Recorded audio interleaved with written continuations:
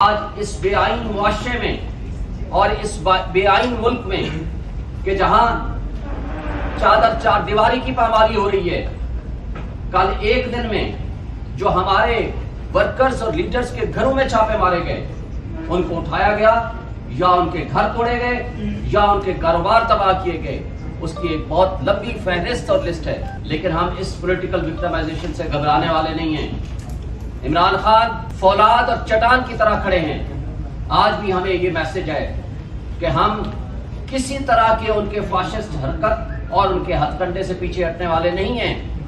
ہم نے سٹینڈ لینا ہے جمہوریت کی خاطر، آئین کی خاطر، قانون کی بالادستی کی خاطر اور آزادی کی خاطر، حقیقی آزادی کی خاطر ہم نے یہ جنگ لڑنی ہے۔ عوام کی خاطر ہم نے یہ جنگ لڑنی ہے اور ہم سب کی یہ ذمہ داری ہے۔ شاہ صاحب نے آپ کو پہلے بتا دیا، سی سی آئی کی کمپوزیشن ہی انکانسٹیٹیوشنل ہے۔ دو وزراء اعلیٰ، وزیر اعلیٰ جس نے پالیسی ڈیسیژنز لینا ہوتا ہے وہ وزیر اعلیٰ ہوتا ہے جو الیکٹڈ ہوتا ہے۔ اس نے اپنے صوبے کی عوام کی نمائندگی کرنی ہوتی ہے۔ یہ کانسٹیٹیوشن کا تقاضا ہے، کیونکہ امور مملکت سوائے منتخب نمائندوں کے کوئی نہیں کر سکتا۔ یہ کوئی میجر پالیسی ڈیسیژنز نہیں لے سکتے۔ یہ سپریم کورٹ کا فیصلہ ہے خواجہ آصف کی ججمنٹ میں 2013 SCMR 1205 اس کا پیج ہے۔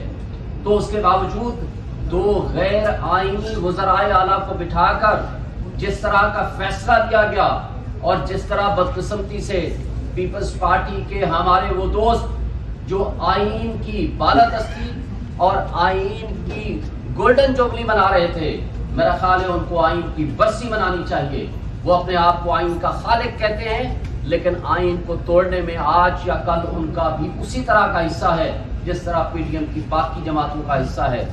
جس انداز میں ان کی پچھلی تقریریں اٹھائیں کہ ہم کسی صورت الیکشن کو ڈیلے اور ڈیریل نہیں ہونے دیں گے، لیکن آج صرف بہانہ ہے ان کا اس سی سی آئی کے الیکشنز اس کو نوٹیفائی کرنا، اور یہ بہانہ اس لیے ہے تاکہ ہم الیکشن سے فرار حاصل کر سکیں۔ ان کو پتا ہے پولیٹیکل سطح پہ وہ مقابلہ نہیں کر سکتے اور اس وجہ سے وہ یہ حرکات کر رہے ہیں۔ لیکن میں آپ سے ایک بات کہنا چاہتا ہوں کہ آپ صحافیوں کے اوپر آج بہت بڑی ذمہ داری ہے۔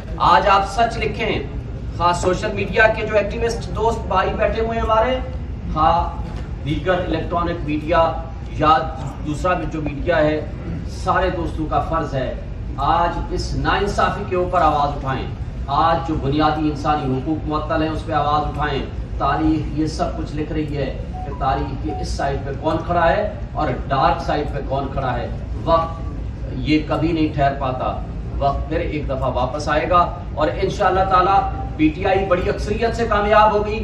خاص جو بھی حربہ یہ استعمال کرنا چاہتے ہیں یہ کر لیں، سے چلائے جا رہے ہیں۔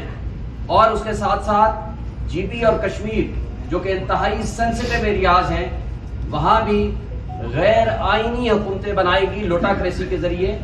وہاں کی اکثریت کو اقلیت میں بدلا گیا اور اقلیت کو اقتدار دیا گیا جو کہ کسی طرح سے عوامی نمائندگی کا حق نہیں رکھتے۔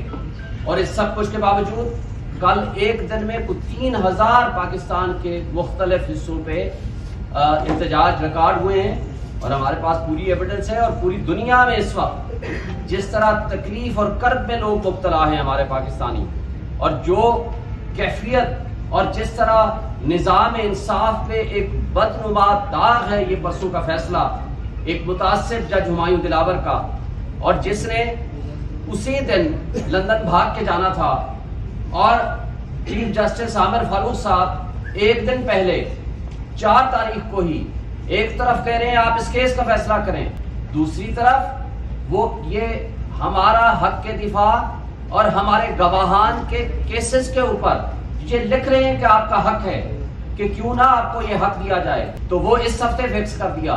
تو یہ جو انصاف کا دوہرا معیار ہمیں نظر آ رہا ہے، آج سب کی آنکھیں اور کان کھلے ہیں۔ اور 4 تاریخ کو ہی ایک اور جو معزز جج صاحب ٹریننگ پہ جا رہے تھے، ان کو سبسٹیٹیوٹ کر کے، ان کو تبدیل کر کے ہمایوں دلاور صاحب کو کہا کہ 5 تاریخ کو آپ لندن چلے جائیے۔ تو مجھے یہ بتائیں کہ ایک دن میں جو انہوں نے فیصلہ کیا ہمیں سنے بغیر، ہمارا حق کے دفاع ختم کر کے ہمارے گواہان کی فہرست کو نلیفائی کر کے، تو یہ ون سائیڈڈ اور ایکس پارٹی ڈیسیژن کتنے دن چلے گا؟ پھر الیکشن کمیشن آف پاکستان کے اس فیصلے کی بھی ہم مذمت کرتے ہیں جو انہوں نے پارٹی چیئرمین شپ سے ہٹانے کا فیصلہ کر رہے ہیں، اس لیے کہ پارٹی چیئرمین شپ سے تب آپ ہٹاتے کہ جب آپ کے پاس جو ایونیو اور لیگل ہماری جو ریمیڈیز ہیں وہ مکمل ہو چکی ہوتی ہیں۔ آج ایڈمیٹڈلی یہ میٹر ہم کل صبح اس فیصلے کے خلاف ہائی کورٹ میں جائیں گے، اور اس سے پہلے بھی یہ فیصلہ سپریم کورٹ اور ہائی کورٹ میں آلریڈی زیر سماعت ہے۔ جب سب جوڈیس میٹر ہوتا ہے تو یہ اس طرح کا فیصلہ نہیں کر سکتے، اور اس پہ election commission already deseat جب کر چکا ہو تو پارٹی چیئرمین شپ سے ہٹانے کا فیصلہ یہ نہیں کر سکتا، یہ غیر آئینی اور غیر قانونی ہے۔ اور الیکشن کمیشن آف پاکستان کو آج سے 3 دن والا فیصلہ پڑھ لینا چاہیے تھا سپریم کورٹ کا، جس میں انہوں نے کہا ہے کہ الیکشن کمیشن آف پاکستان جس کی ذمہ داری صرف یہ ہے کہ وہ election free and fair election کرائے، اس نے جمہوریت کو ڈی ریل کیا ہے، اس نے آئین کی پامالی کی ہے، اس نے ان کانسٹیٹیوشنل ایکٹس کیے ہیں، کیا اس کے اوپر ان کو ریزائن نہیں کر دینا چاہیے؟ میں آج یہ مطالبہ کرتا ہوں چیف الیکشن کمشنر اور الیکشن کمیشن کے دیگر ممبران کو فوری طور پر ریزائن کر دینا چاہیے۔